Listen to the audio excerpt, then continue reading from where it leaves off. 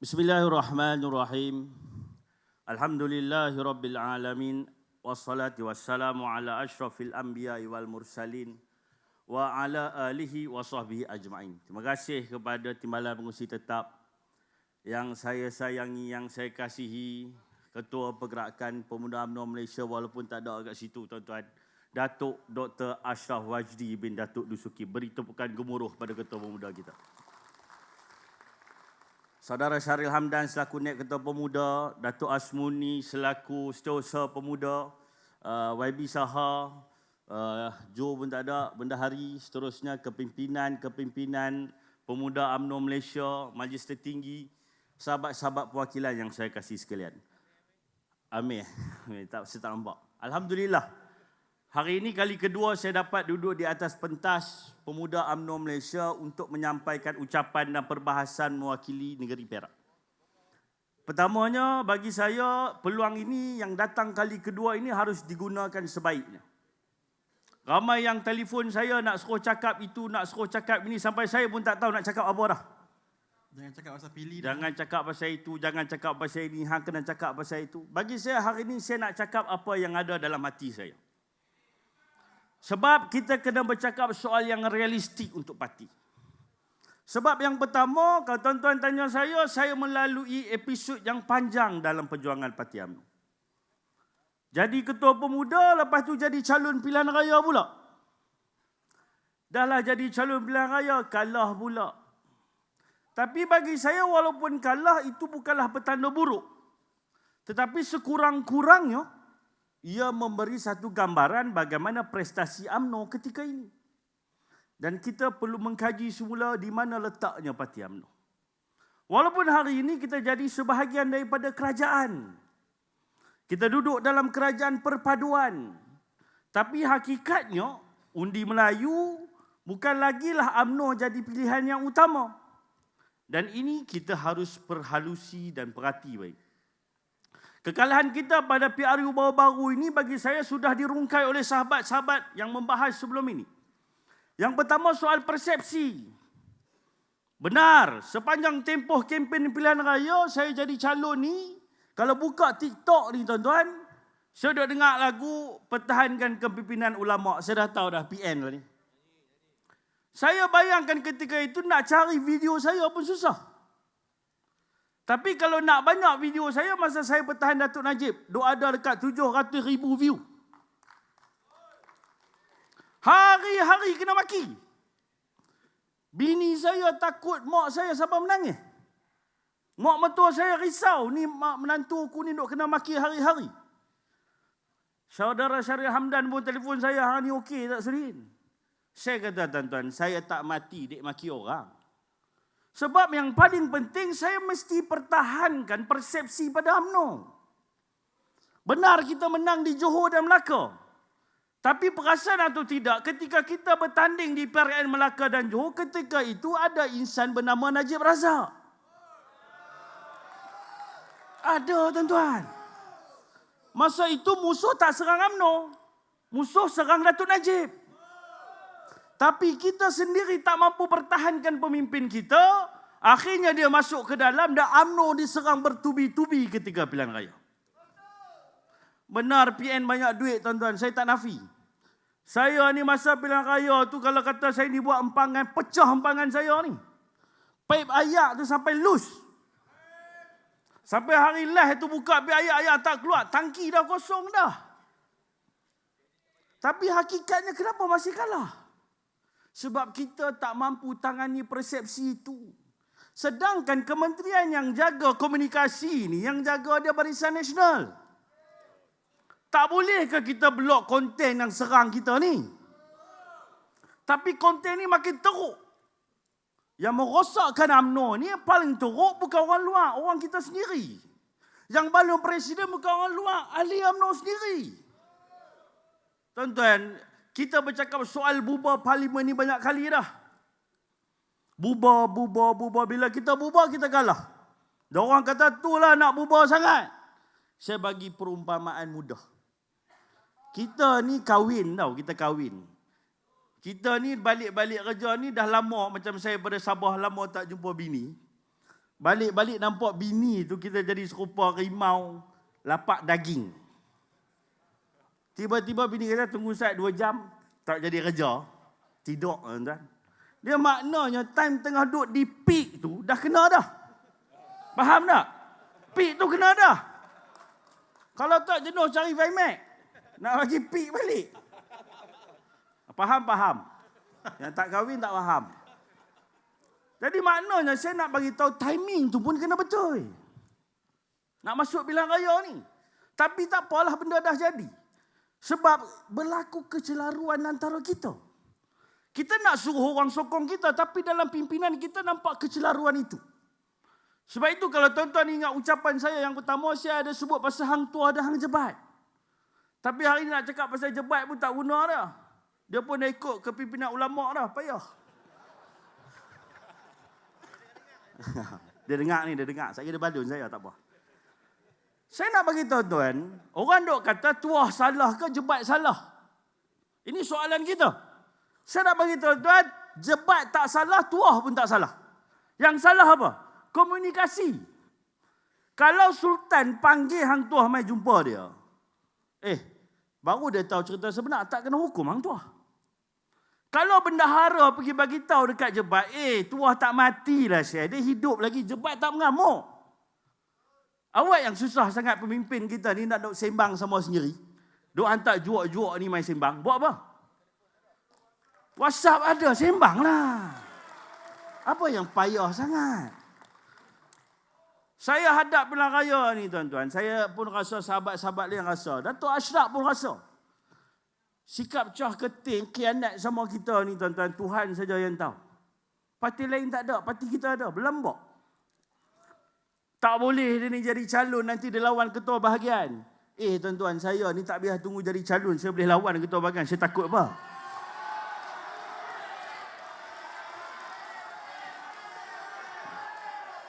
Sebab apa saya kata sedemikian? Sebab hari ni nak merubah parti, Kilang Pemuda ni hanyalah satu proses kita nak keluar dan lahirkan insan-insan yang hebat. Baru ni saya tengok Anwar Ibrahim berucap di Indonesia. Saya bukan bercakap pasal dia pemimpin PKR, tapi dia itu daripada Kilang Pemuda. Ramai pemimpin hebat daripada Kilang Pemuda. Saya teringin lebih ramai macam Anwar Ibrahim dalam Pemuda UMNO. Dari segi bercakap lah. Jangan hak jenis lain. Jenuh kita. Maknanya hari ini kita kena perbetul Kilang Pemuda. Orang kata kena pergi janda baik. Betul lah. Tak bolehlah ada satu je janda baik. Kena ada banyak janda baik di kawasan. Tak perlu buat bangunan tinggi-tinggi. Tak, bukan. Ni masalah pandai sangat ni. Maknanya, sekolah ni tak perlu ada bangunan. Kita kumpul anak murid kita, kumpul pemuda kita, dia kena faham kenapa dia masuk UMNO. Bukan masuk UMNO untuk konvoi. Bukan masuk UMNO untuk main bola, tapi ini perjuangan. Tapi bila mereka tak faham sebenarnya sebab apa berjuang, sebab itulah senang sangat goyah. Dan saya tak terkejut kenapa jebat pergi masuk ke pimpinan ulama, sebab dia sendiri tak faham kenapa dia berjuang dalam UMNO. Dan bila kalah pilihan raya, kita duk sibuk salah presiden. Ini masalah kita ni. Zaman Pak Lah kalah, salah Pak Lah. Zaman Datuk Najib kalah, salah Datuk Najib. Kalah pula zaman Datuk Zaid, kita salah Datuk Zaid. Lepas ni siapa pula nak jadi presiden nak kena bagi salah ni? Ini collective responsibility. Kalah ini tanggunglah sama-sama. Jangan duk tuding orang tu. Pertahankan institusi presiden bukan tugas presiden, tuan-tuan. Tugas kita semua. Ni bila presiden kena hentam, kita takut sangat nak buat video TikTok. Buatlah video TikTok, pertahankan presiden. Saya pun boleh buat, takkan tuan-tuan tak boleh buat? Ini kita tak buat. Kita biar orang balun. Kita pun like sama. Ini masalah. Kita tak terang kat orang, kita kena jadi juara di TikTok. Kalau Ali UMNO 12 juta, semua buat TikTok. Kita kuat di TikTok. Ni kita asyik buka TikTok, tengok perempuan gelek. Yang gelak tu dia. Lepas tu kita sibuk ke Syamsul Yusof. Pedulilah nak kahwin 38 pun. Pak Is relax je. Saya pun takut. Sebab dia pun panggil Sul. Nama saya pun Solihin Sul. Dah lah duduk Sabah, bini saya sampai risau. Jarang balik. Saya bukan tak balik sebab banyak kerja. Maknanya sahabat-sahabat hari ini, dalam UMNO ni cukuplah bergaduh sama kita, cukup. Saya lemah. Saya pergi jumpa Datuk Ismail Sabri, dia label saya orang Ismail Sabri. Saya jumpa Presiden, dia kata saya orang Presiden. Tuan-tuan, saya orang UMNO. Siapa pun saya jumpa, itu pemimpin UMNO saya. Cukuplah label-label orang, tuan-tuan. Hari ini, Allah bagi kita ruang lagi ni. Tak usah duk gaduh dah. Ini saya bercakap ni, sekali lagi dia bukan dengar apa saya cakap, dia pun duk tengok. Cara dia ni cakap macam Presiden punya orang sikit. Tapi macam Mai Sabri pun ada sikit. Ni gila apa ni? Dia pun kata makan keliling. Tak, tuan-tuan, saya orang UMNO, cukuplah. Saya jumpa siapa pun saya orang UMNO. Saya jumpa Dr. Ashraf, saya tetap pemuda UMNO. Saya jumpa Syarif Hamdan, saya tetap pemuda UMNO. Saya tanya Dr. Ashraf, lepas ni nak jadi ketua muda lagi ke tak? Dia kata tak mau dah. Bila dia kata dia tak mau dah, saya pun tak mau dah jadi ketua muda bahagian. Sebab saya nak jadi ketua bahagian.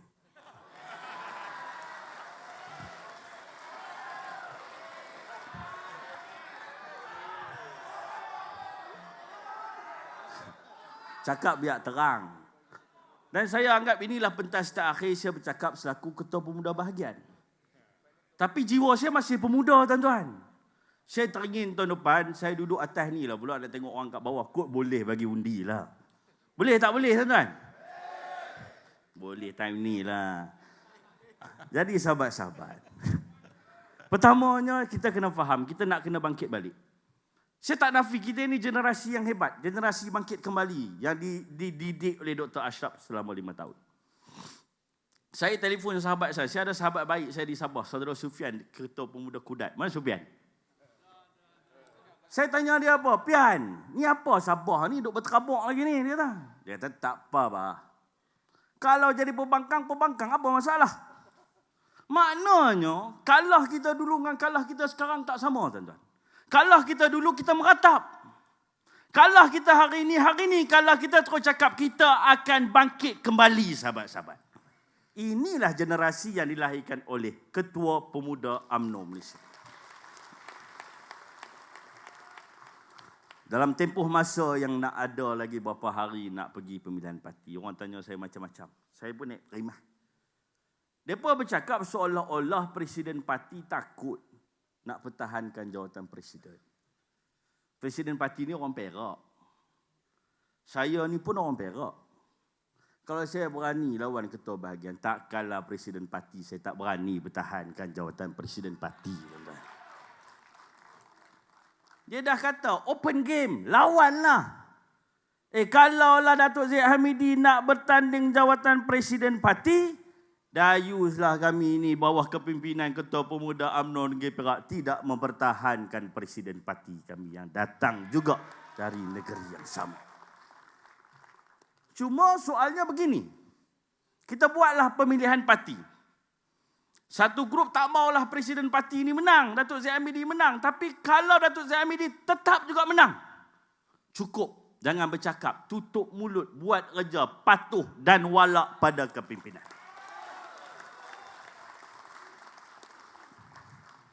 Jadi bagi saya, kita kena faham juga, walaupun dilanda tsunami kuat, ada beberapa kawasan mencipta keajaiban.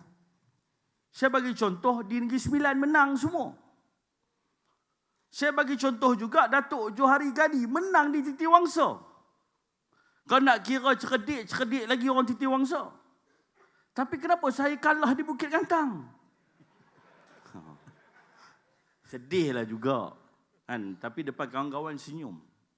Saya kata sahabat-sahabat, bila saya duduk semak undi saya, jumlah undi yang saya perolehi selaku calon parlimen kurang 5,000 undi berbanding jumlah yang diperolehi di peringkat DUN. Maknanya dalam ahli parti, kita sendiri pun ada pengkhianatnya. Jadi tiba masa, ambil tindakan, reform parti, bawa orang yang ikhlas dalam perjuangan dan ikhlas dalam nak menaikkan semula parti yang kita cintai ini, sahabat-sahabat. Bagi saya hari ini kita tidak boleh nafikan bahawasanya PN serang kita teruk. Kata macam-macam kat kita. Korupsi, rasuah. Saya ni sendiri yang jadi calon nak ambil rasuah masa bila pun saya tak tahu. Tapi dikatakan tempias itu kena pada kita. Sebab apa? Sebab ada juga pemimpin kita yang sendiri mengakui parti kita ni rasuah. Sampai kami yang jadi calon di Perak ni tepuk dahi. Allah, dia boleh kata lagu tu pula. Ini yang rosakkan kita. Pemimpin kita sendiri bukan orang luar, tuan-tuan. Hari ini, tuan-tuan nak naikkan pemimpin yang lagu tu ke? Nak naikkan pemimpin yang memburukkan parti dia sendiri ke? Ataupun kita nak pilih pemimpin yang sanggup susah sama-sama dan senang sama-sama dengan kita, tuan-tuan. Kalau orang kata Datuk Zaid tak bertanggungjawab, bila dia kalah saja kita di peringkat pusat, dia ambil tanggungjawab sampai jadikan UMNO sebagai kerajaan. Ini tanggungjawab yang dia buat. Tak terfikir di akal kita menang 30 kursi boleh jadi kerajaan. Saya kata ke orang kampung saya kena balun teruk juga lah mula-mula. Sebab lepas saya kalah hari kedua tu, saya dah round tua dah nak jadi ketua bahagian ni. Awai. Saya ni buat kerja awai. Saya kata apa pada semua jentera-jentera parti? Sebab sepanjang kempen, tuan-tuan, saya menangis melihat jentera parti buat kerja. Wanita, pemuda, puteri. Yang nampak saya menangis ni jangan kira lah. Solihin takkanlah mereka tak mau muka handsome. Itu saya terkedu pusat lah. Maknanya masa itu saya rasa sedih dan sebab lihat jentera parti buat kerja. Bayangkan kita hadap pilihan raya, tuan-tuan. Minggu pertama apa kita buat? Kita jadi pakar kaji cuaca tau. Dr. Asyad bercakap nak banjir tak banjir, nak banjir tak banjir. Sebab apa? Sebab PN Mind Sentiment kita buat pilihan raya waktu nak banjir. Dan kita tak ada orang yang cuba jawab soalan itu di peringkat kerajaan. Nah, akhirnya kita sendiri jadi pakar meteorologi. Kalau tengok ni bulan ni tak berapa nak hujan. Pap sebelum penamaan calon Bukit Gantang banjir, tuan-tuan. Saya kena banjir teruk. 3 kali kena banjir tempoh kempen.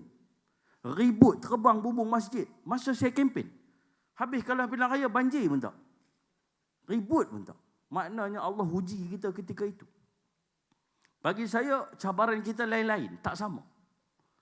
Yang paling penting adalah hari ini kalau kita nak bangkitkan balik parti kita, kita tak boleh bercakaran sama kita. Tak boleh tidur satu bantai mimpi lain-lain. Pemilihan parti lah kuncinya. Pemilihan parti bukan tempat berpecah belah. Tapi pemilihan parti tempat untuk menstruktur semula hala 7 parti dan menghimpunkan balik jentera parti duduk bawah satu bumbung yang sama. Bunyi loceng dah. Bagi saya sahabat-sahabat, cukuplah kita bergaduh. Cukup. Saya dah tak nak dengar lah bunyi hang kem apa. Lepas saya habis berucap ni, percayalah. Akan keluarlah bunyi itu. Saya bercakap daripada hati saya. Tak ada siapa suruh. Datuk Asmuni pun ada call saya, Soleh. Saya minta, saya tak dengar pun cakap Datuk Muni pun. Sebab saya nak cakap apa yang saya perlu cakap. Tapi selarilah apa yang Datuk Muni beritahu saya, lebih kurang lah. Betul balik Datuk Muni lah. Jadi sahabat-sahabat yang saya kasih sekalian. Kita ada juga kawasan yang menang ketika kita kalah. Dan kita kena belajar daripada kawasan itu. Kenapa Tita Wangsa boleh menang ketika Bukit Gantang kalah? Sedangkan Bukit Gantang itu hari menang 4-0. Menang 4-0, tuan-tuan. YB saya ni, kalau kita sehari 24 jam, dia ada 48 jam. Hari-hari jumpa orang. Saya ni duduk di Sabah. Kalah ni kira boleh masuk akal lah, duduk Sabah lama sangat. Ni yang hari-hari duduk kawasan, pagi, petang, siang, malam, mati, meninggal, kenduri, kahwin, semua dia pergi. Pun kalah. Ada sesuatu yang kita perlu perbetulkan. Persepsi rakyat buat kita. Jangan peduli persepsi ahli UMNO yang kebanyakan, tapi fikirkan persepsi rakyat buat kita. Nak pilih pemimpin lepas ini, pilih yang cerdik dan pandai sikit. Yang boleh faham denutnya di rakyat. Kita kena pilih pemimpin yang faham ke mana hala tuju nak dibawa. Ke mana nak dibawa kapal dan bahtera ini. Itu yang penting. Janganlah ikut ke mana datangnya ampau itu. Tak payah. Tak payah. Kita kena ajak orang yang main politik wang ni kali ni. Saya perasan dah mula start dah. Sampui ni berjalan, sampui itu berjalan. Nak halang tak boleh. Orang kata rezeki depan mata, jangan tolak, musuh jangan cari. Orang bagi, ambil. Pangkah ikut mana yang baik untuk parti kita. Boleh tak boleh sahabat-sahabat? Jadi insya-Allah, saya doakan kita semua terus kuat dalam parti ini. Walaupun kita dilanda tsunami besar kali ini. Dan saya juga nak mengucapkan terima kasih kepada Datuk Dr. Ashraf Wajdi yang memperjuangkan ramai calon muda dalam pilihan raya kali ini, tuan-tuan. Saya tak pernah terfikir di umur 35 tahun jadi calon. Saya tak pernah terfikir, tuan-tuan. Tapi itulah yang dibuat oleh Dr. Ashraf. Dan itulah juga yang dibuat oleh Presiden Parti yang berani tolak semua walot dan beri ruang kepada pemuda jadi calon kali ini. Tak boleh nafi. Jadi bagi saya, Presiden dah buat kerja. Semua orang dah buat kerja. Kalah kerana kalah PRU ni kita nak balun mereka. Ketika kita menang Johor dan Melaka, kita lambung semua orang.